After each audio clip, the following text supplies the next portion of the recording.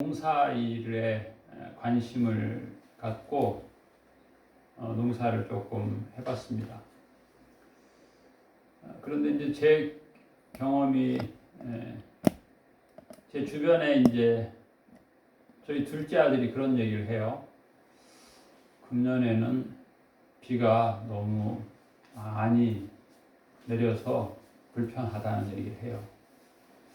저는 비가 부족해서 물을 주느라 힘들었는데 제 아들은 비가 많이 와서 참 불편하다는 얘기를 해요. 이게 이제 똑같은 환경이잖아요. 그걸 재본다면 예를 들면 작년에는 강수량이 몇 밀리였고 금년에는 몇 밀리였고 재보면 이제 이게 드러날 거예요. 그런데 저는 이제 농사를 관심을 가지고 보니까 제 아들과 저하고 관점의 차이가 있는 거예요. 관심사도 다르고 관점의 차이가 있는 거죠. 일단은 제 아들은 비가 오면 걸어가는데 우산을 들어야 된다는 불편함이 있는 것이고 비가 안 왔으면 좋겠다는 것이고, 저는 비가 안 오면 밭에다가 물을 줘야 되니까 그 더운 여름 때볕에 그거 힘드니까 비가 왔으면 좋겠다는 거예요. 그래서 똑같은 일기인데 관심사에 따라서 관점에 따라서 저는 비가 부족하다고 느끼는 거고 제 아들은 비가 너무 많이 왔다고 느끼는 거예요.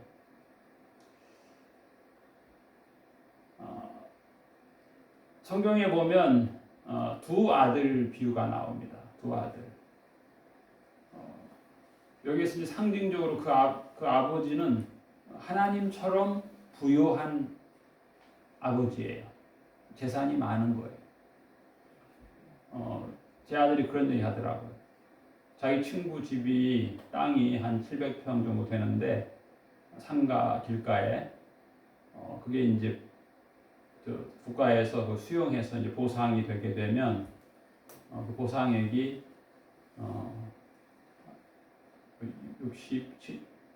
60억, 60몇억 될 걸로 예상한다. 그래서 이제 그 친구가 하는 말이 이제 우리의 땅은 그 개발 지역에 안 들어가서 참 안타깝게 생각한다 그런 얘기해요. 그래서 아니다, 들어가면 안 된다. 우리는 이제 안 들어가는 게 좋다. 이것도 관점의 차이예요.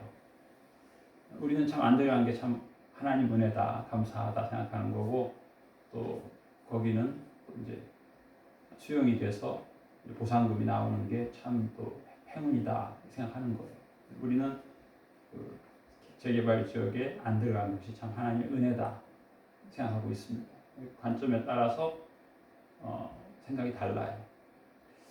그 성경의 두 아들 같은 경우 하나님은 참 부유한 분이에요. 재산이 많아요. 그러다 보니까 둘째 아들이 장차 저에게 주실 유산을 미리 주세요. 젊은 아들이. 내가 이렇게 젊고 건강하고 유혹하는 것들도 많고 쾌락도 많은데 젊어서 놀고 싶다는 것이죠. 젊어서. 그 유산 아버님이 보니까 100세 장수할 것 같은데 그때 받으면 나도 70 가까이 70세니까 그 유산을 가지고 그렇게 쾌락을 누릴 수 없으니까 이 젊은 20살 때 주면 좋겠습니다. 아버지가 그 어마어마한 유산 중에 두 아들이니까 분깃을 주는 거예요. 그 재산이라고 하는 것은 어마어마했어요. 요즘에야 우리가 한 달 월급만 가지고도 해외여행 할 수 있지만 옛날에 우리나라 해방 직전에 우리나라 그 유명 인사가 해외여행한 그 기록을 보니까 그 당시에는 한 5년치 월급을 모아야 해외여행을 할 수 있었어요. 그러니까 그야말로 50배 이상, 60배의 그 당시에는 경제 수준이 낮고 소득 수준이 낮고 또 여행 비용이 또 많이 들어가니까 그랬던 거예요. 그런데 불과 100년도 되기 전에 그랬는데 지금 이 스토리는 2000년 전이에요. 2000년 전. 2000년 전에 그 아들이 유산을 받더니 바로 타국으로 떠나요. 해외여행을 간 거예요. 해외를 가니까 유혹도 많고 쾌락도 많고 한때 이제 우리나라에서도 서울에서 부유한 그 집들이 외국 유학을 많이 보냈어요. 과거에 이제 제가 대학교 때 보니까 우리 교수님들이 외국 유학 갔다 온 분들이 교수를 많이 했거든요. 근데 그분들은 그 당시에 외국 유학 가서 아르바이트를 많이 했다 그래요. 설거지도 하고 또 주유소에서 차도 세차하고 이제 그렇게 했는데 그건 못 보는 거죠. 유학 갔다 온 사람은 교수를 하더라. 그래가지고 강남에서 유학을 많이 보냈는데 그 통계를 내보니까 90%는 가서 성공을 못 하더라는 거예요. 그 중에 상당수가 알코올 중독이 되기도 하고 또 심지어는 그 젊은 대학생들이 마약, 마리화나 또 집에서 돈을 자꾸 보내주니까 심지어는 갬블, 도박. 그래서 통계에 의하면 그래요. 어떤 나라가 행복할까, 어느 나라 사람이 행복할까 조사를 해보면 우리 생각에는 선진국이 행복할 것 같아요. 먹을 거 걱정 없고 물자가 넉넉하고. 그런데 질문을 해보면 그러질 못해요. 대답을 하는데 아주 전 세계에서 아주 극빈 그날 저녁 먹을 식량이 없는 사람들이 행복감이 높아요. 그리고 소득이 3만 불이 넘는 선진국들은 행복감이 아주 부족해요. 요즘 이제 우리나라가 코로나 환자가 1000명이 발생했다. 2년 동안 사망한 사람이 한 2000명이다. 이제 그런 얘기 하는데 또 몇 개월 동안 백신을 맞고 사망한 사람이 또 1000여 명이다. 근데 우리나라 공식 통계는 그렇습니다. 1년에 자살을 하는 사람이 3만 명입니다. 우리나라가 지금 현재. 전 세계적으로 소득이 높은 나라가 그렇습니다. 소득이 높은 나라가 자살 많이 합니다. 3만 명이 자살 시도를 하는데 절반 정도가 자살에 성공해서 죽어요. 절반은 자살에 실패, 자살 미수해서 병원에서 치료를 받습니다. 지금 현재 그게 문제예요. 보세요. 지금 어마어마한 예산을 쏟아부어가지고 지금 코로나를 대응하는데 그 다음에 백신 예산도 이거 대단한 예산입니다. 백신 예산도. 그 백신을 맞아서 이제 1000명 이상이 죽었다는 거죠. 자살은 1000명, 2000명이 아니에요. 3만 명이 해마다 자살 시도를 하는 거예요.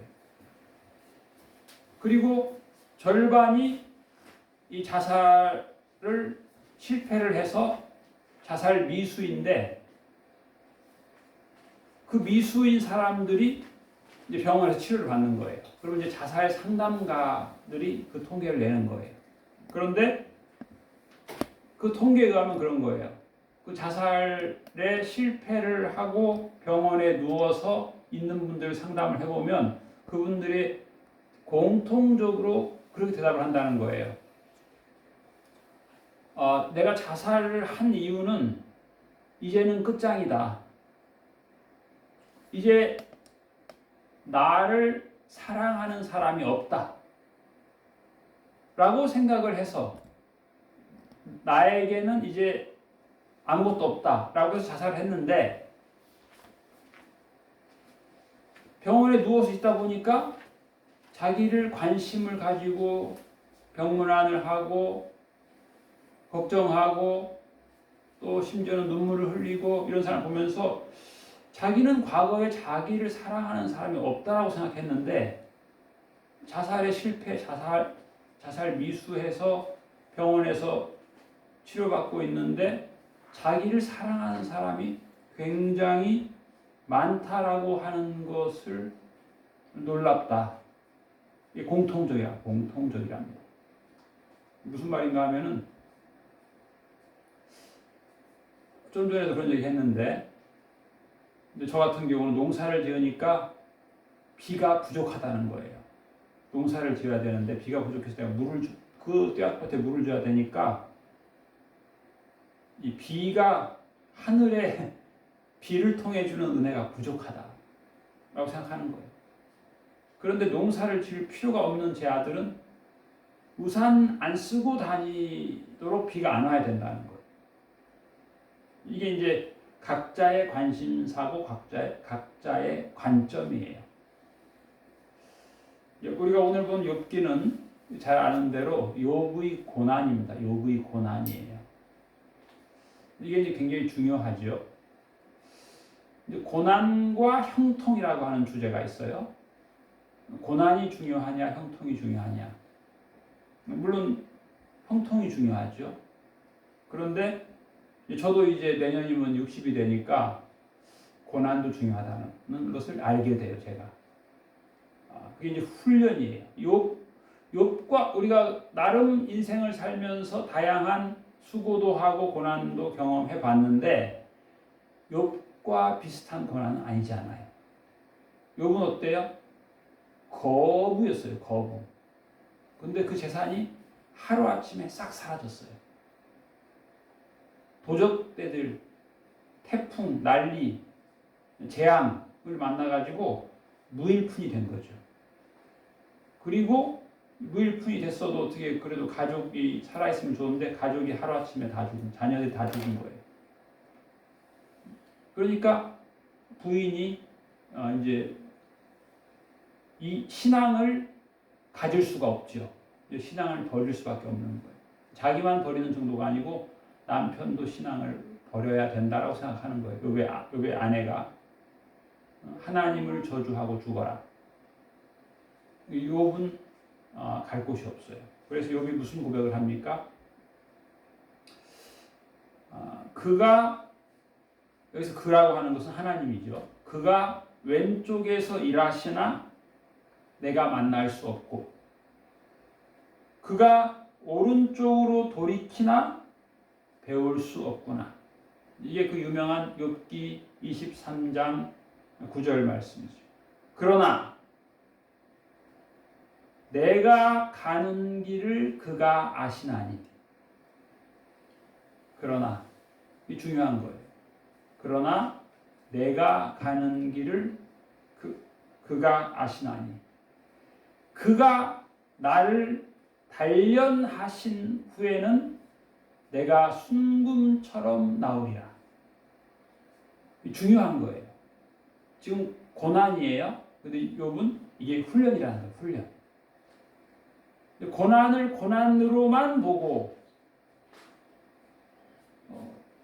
재물이 줄었다는 정도가 아니에요. 모든 재물이 하나도 남김없이 다 사라진 거예요. 살다 보면 우리가 재산이 뭐 절반으로 줄었다, 뭐 그럴 수 있죠. 그것도 간단한 일이 아니잖아요. 그런데 재산이 하나도 없이 다 사라진 거예요. 그 많던 소떼들, 양떼들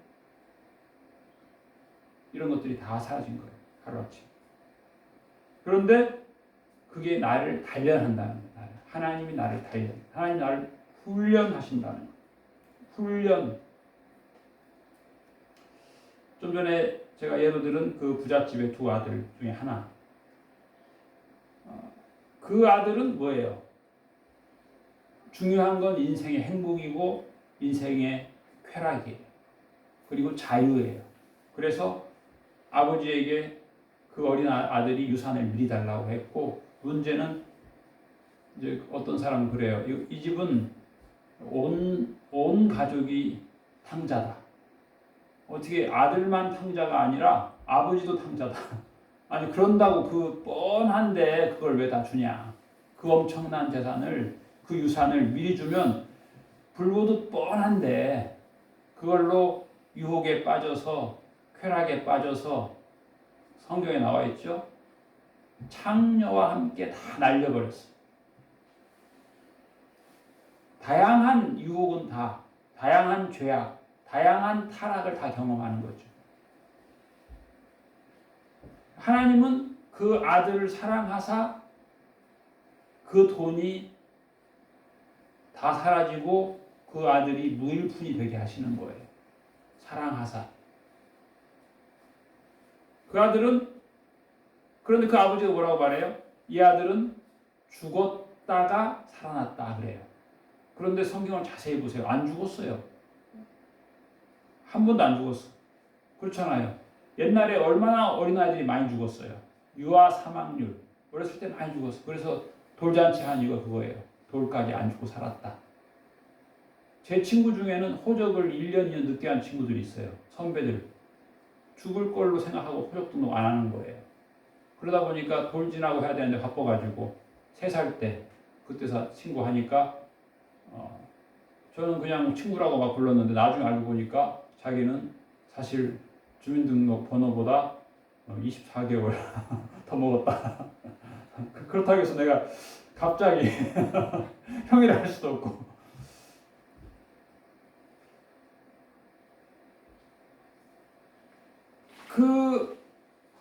우리의 관점이 있고 그 탕자 아들의 관점이 있고 그 아버지의 관점이 있어요. 다 달라요. 중요한 것은 뭐예요? 그전에는 귀로만 들었어요. 이 둘째 아들이 귀로 듣는 것도 어떻게 보면 다 유혹이에요. 유혹. 누가 뭐 했더니 뭐 좋았더라. 그러니까 그걸 다 해보겠다는 건데 해보니까 아버지의 집이 자기의 자유를 제한하는, 불편하게 하고 맨날 아침에 일어나면 밥 먹어야 되고 자기 친구는 밤새 술 먹고 아침 안 먹는다는데 나는 왜 아침을 먹어야 되나. 이게 불만이었어. 그 아들이. 그랬는데 무일푼이 돼 보니까 돼지를 키우는 집에 가서 돼지 사료를 주는데 그것을 못 먹게 하는 거예요. 너무 배가 고파요. 그걸 깨달은 거예요. 내가 아버지 집에 있을 때는 그렇게 호의호식하는 것을 부자유하다고 느꼈는데 이렇게 배에서 꼬르륵꼬르륵 소리가 나는데 먹을 것이 없어가지고 결국에는 아주 비천한 그 노동자 중에서 가장 천한 노동자. 유대인들은 돼지를 불결하게 여기거든요. 가장 천한, 그야말로 막장이 되었을 때 돼지를 이제 깐에서 일하는 노예 같은 사람이 되는 건데 그렇게 된 거죠. 그런데 거기서 깨닫는 거예요. 아버지는 죽었다 살았다고 하지만 우리가 볼 때는 그래요. 안 죽었잖아요. 그렇죠? 어린아이들이 그렇게 많이 죽던 시절에 애가 안 죽고 청년이 됐잖아요. 그렇죠? 그리고 타국에 가서도 다양한 질병이 있잖아요. 풍토병이 있는데 안 죽었어요. 또 그 노름하다 보면은 거기도 칼이 왔다 갔다 하잖아요. 안 죽었어요. 창녀촌에서 살다 보면 또 거기도 마찬가지 다양한 질병과 칼들이 춤을 추는데 안 죽었어요. 그런데 아버지는 이 아들은 죽었다 살았다 그래요. 그게 아버지의 기쁨이에요. 아버지의 관점은 큰 사랑이에요. 죽은 줄 알았는데 살았다 아들이 얼마나 기쁘겠어요. 이 아버지의 관점과 아들의 관점은 달라요. 하나님의 관점과 우리의 관점은 달라요. 오늘 예수님께서 너희가 성경을 어떻게 읽느냐 그랬어요. 어떻게 기록이 되어 있느냐. 자, 우리가 이제 성경에는 많은 기록이 있잖아요. 하나님의 말씀이 있고 예수님 말씀이 있고 계명이 있는데 그 앞에 보면은 어떤 율법 교사가 일어나 예수를 시험하여 이르되 선생님 내가 무엇을 하여야 영생을 얻으리이까. 물론 이제 예수님은 영생을에 대한 얘기를 하니까 예수님이 그를 사랑하사 대답했다 이렇게 돼 있어요. 그런데 제가 볼 때는 이 사람이 시험하여 이르되예요. 예수님을 시험하여 이르는데 예수님이 사랑스러운 눈길로 사랑스러운 목소리로 하나님을 사랑하고 이웃을 사랑하라 말씀하셨거든요. 근데 거기 중요한 게 뭐냐면 어떻게 기록되어 있느냐, 그 다음에 내가 어떻게 읽느냐. 읽는 사람이 중요해요. 어떤 사람은 신호등을 아주 싫어해요. 아, 이 동네에 왜 이렇게 신호등이 많아? 저도 신호등 많은 길을 피해서 다녀요. 부담스럽다는 거예요. 신호등 많은 길, 부담스러워. 돌아가더라도 신호등 없는 길. 그렇죠. 부담스러울 때가 있어요. 내 마음이 바쁘면, 시간이 없으면, 분주하면 신호등 부담스러워. 성경도 마찬가지예요. 성경의 이 계명이 신호등 같아요. 많아요. 부담스러워. 내 자유를 제한하는 것 같아요. 내 행복을 제한하는 것 같아요. 그런데 사실은 내 생명을 보호하는 거예요. 보호하려고. 나를 보장하는 거예요. 자, 그게 없으면 어떻게 되겠어요? 내가 막 가는데, 우리가 농사 짓는 가는데도 그 신호등 없는 희한한 길이 있어요. 사거리가 아니고 7길. 7길인데 하여튼 먼저 머리 내밀어야지 점잖은 사람은 아주 곤란해요. 7개가 덤비니까 신호등 없는데 7길, 7거리. 신호등이 참 있으면 좋겠다. 저는 생각해요. 그 길은 다른 길은 몰라도 그 길은 신호등이 있으면 좋겠어요. 신호등이 없어가지고 그냥 아주 큰 차들이 그냥 막 덤비면은 작은 차들은 그냥 하염없이 기다려야 돼. 관점 차이가 있는 거야. 하나님은 우리의 자유를 위해서, 우리의 행복을 위해서 이 계명을 주셨어요. 그런데 이걸 읽는 사람의 마음이 어때요? 읽는 사람의 마음이 부정적이에요. 급해요. 관심 없어요. 하나님의 계명, 하나님의 말씀에 관심 없고요. 저는 그냥 이 세상에서 내가 좀 더 부유하게 사는 거예요. 그런데 그거 무슨 상관이에요? 하나님 말씀이. 예수님이 죽었다 살아난 게 무슨 의미가 있어요? 나 그거 관심 없어요. 이런 경우가 많은 거예요. 예수님이 죽으셨다가 부활하신 이유가 뭐라 그랬죠? 우리의 주인 되기 위해서. 우리의 주인됨을 위한 거라고. 그런데 관심이 없어요. 내 인생은 내 것이고 내가 주인이고 내 관심사, 내 관점에 따라서가 중요하다. 하나님의 관점, 하나님의 관심사 하고 잃지 않아도 된다라고 하는 생각이 우리 사람들에게 있기 쉬운 것이죠. 오늘 예수님께서 하신 말씀, 내가 어떻게 읽느냐, 이 마음이에요. 예수님 말씀을 들을 때, 읽을 때 어떻게 읽느냐. 불편함으로 읽을 수도 있어요. 또 불행감으로 읽을 수 있어요. 불행감. 그러니까 이 중요해요. 불행한 상황인데 하나님의 훈련하심으로 하나님께서 내 인생을 빛나게 하기 위한 신앙으로 받아들일 수 있어요. 이 사람은 안 불행해요. 소득이 보세요. 자살하는 사람들을 조사해 보면 IQ 미달한 사람, 소위 요즘 표현하는 대로 이제 그 IQ 80 이하를 이제 지적 장애로 보거든요. 그런 사람들은 자살 수자가 별로 없고 오히려 고학력 많이 배운 사람이 왜 자살하겠어요? 불행감이에요. 불행감. 그러니까 자기의 관심사, 자기 인생의 주인이 자기인데 내 인생은 이렇게 돼야 되는데 이렇게 안 되고 이렇게 됐으니까 끝낸다. 끝장이다. 그거죠. 그러니까 우리의 이 인간의 관점이 참 중요해요. 너무 자기 관심사, 자기 관점에 함몰이 되어 있어. 몰입이 너무 심하게 되어 있으니까 하나님의 관심사, 하나님의 관점에는 관심이 없는 거예요. 중요한 것은 하나님 관점이에요. 하나님의 관심사예요. 왜? 하나님 나보다 지혜로우시니까.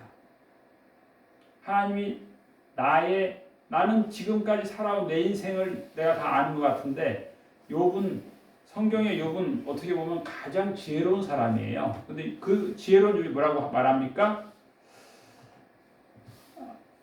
무지한 말로 이치를 가리는 자가 누구니까? 나는 깨닫지도 못한 일을 말하였습니다. 깨닫지도 못한 걸 말했다. 얼마나 자기 교만이라는 것이죠. 깨닫지도 못한 것을 말을 했으니 어떻게 보면 잘 모르는 것을 말했다는 거예요. 나는 무지한 자입니다.